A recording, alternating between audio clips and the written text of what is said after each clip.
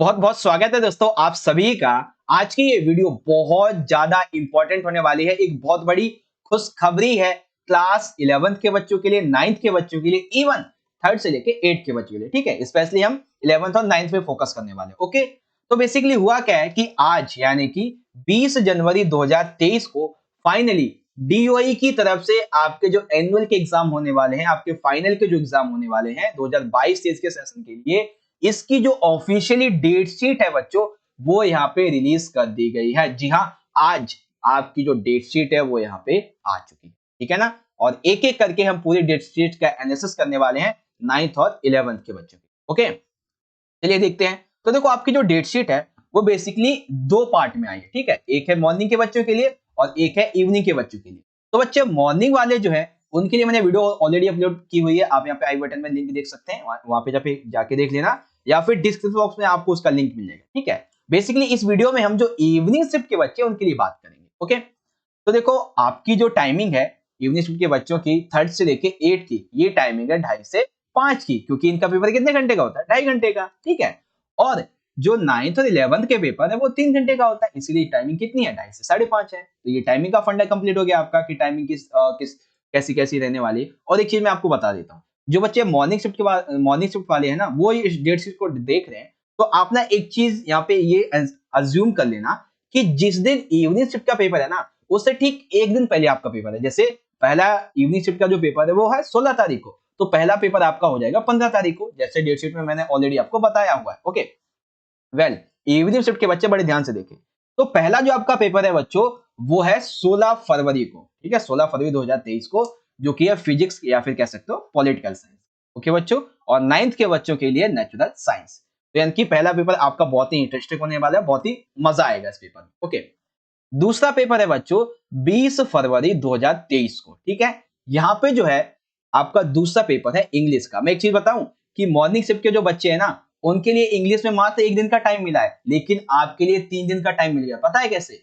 क्योंकि उनका पेपर था 18 तारीख को, लेकिन अब 18 को होगा नहीं, 19 को आपका संडे हो गया, तो 20 को हो गया, यानी कि 3 दिन का टाइम मिल गया। लेकिन मॉर्निंग शिफ्ट के जो बच्चे हैं ना, उनके लिए मात्र एक दिन का टाइम मिला इंग्लिश के लिए। आप लक्की हो बच्चों, जो आपको 3 दिन का टाइम मिल चुका है। ठीक है, वो किसकी वजह से? संडे के लिए। तो संडे हमेशा कभी खराब नहीं होता, आपके लिए अच्छा हो गया यहाँ पे। ओके, तो एक बेसिक सा फैक्ट था।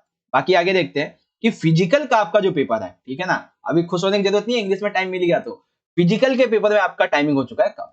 ठीक है, क्यों भाई? क्योंकि फिजिकल में आपको एक दिन का टाइम मिला है। ओके, जो कि है आपका 22 तारीख को, यहाँ पे देख सकते हैं फिजिकल एजुकेशन का। ओके, और 9th का जो है वो इंग्लिश का हो जाएगा। ओके, उसके बाद में फिर 24 तारीख को बच्चों है आपका मैथमेटिक्स, 9th का पेपर कोई नहीं है। और हाँ, 27 तारीख को है बच्चों फिर हिंदी का है 11th का, और 9th का है सोशल साइंस का। यानी कि अगर हम देखें कि फिजिकल से हिंदी के बीच का जो गैप है वो आपको 4 दिन का मिलेगा, लेकिन इंग्लिश से हिंदी का देख लेते हैं तो आपको टोटल 6 दिन का गैप मिल रहा है। ठीक है, वैसे 4 दिन का, वैसे 6 दिन का, इस तरीके से देखें। ओके, बाकी उसके बाद में देखो 28 का महीना है फरवरी का, क्योंकि ये वो लीप ईयर तो है नहीं 366 वाला, ये जो है वो नॉर्मल ईयर है 365 दिन वाला। तो ऐसे में क्या है कि मात्र आपको एक दिन का टाइम मिलेगा बच्चों, मात्र एक दिन का हिस्ट्री के लिए। ठीक है, जो कि कब रहेगा आपका हिस्ट्री का पेपर?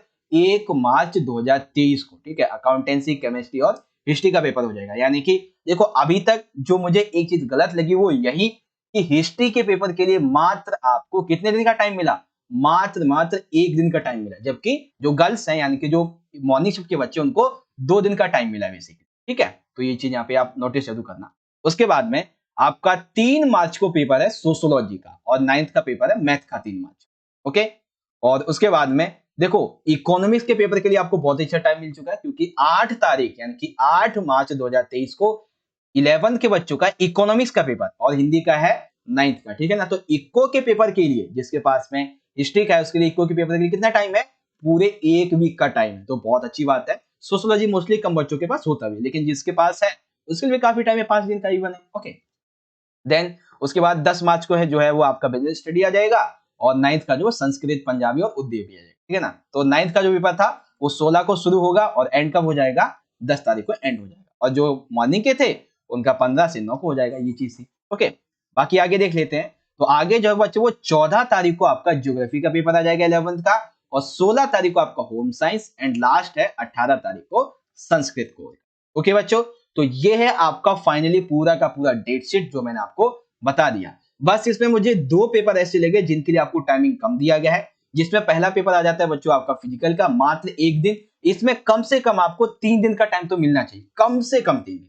और एक मुझे सही जो नहीं लगा वो लगा हिस्ट्री का, क्योंकि हिस्ट्री में मात्र आपको 1 दिन का टाइम दिया गया, लेकिन इसमें कम से कम भाई आपको 4 से 5 दिन का टाइम देना चाहिए, ठीक है। लेकिन फिर भी कितना भी कम देते तो कम से कम 3 दिन का तो गैप दे ही देते यार, इतना गैप तो देना चाहिए था, ठीक है ना। तो ये चीज है, बाकी ओवरऑल देखे तो डेट शीट आपकी ठीक है, लेकिन यही 2 कमियां लगी मुझे फिजिकल के पेपर के लिए और हिस्ट्री के पेपर के लिए, ठीक है बच्चों।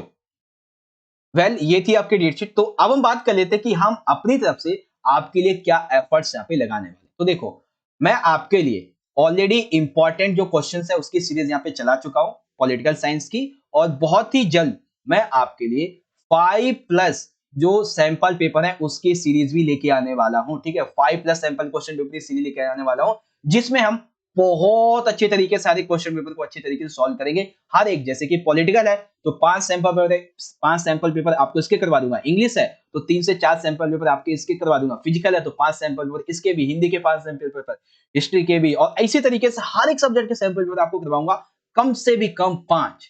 और अगर आपने 5 सैंपल पेपर अच्छे से कर लिए ना बच्चों, तो आपकी तैयारी एकदम बहुत ही बढ़िया हो जाएगी, ठीक है।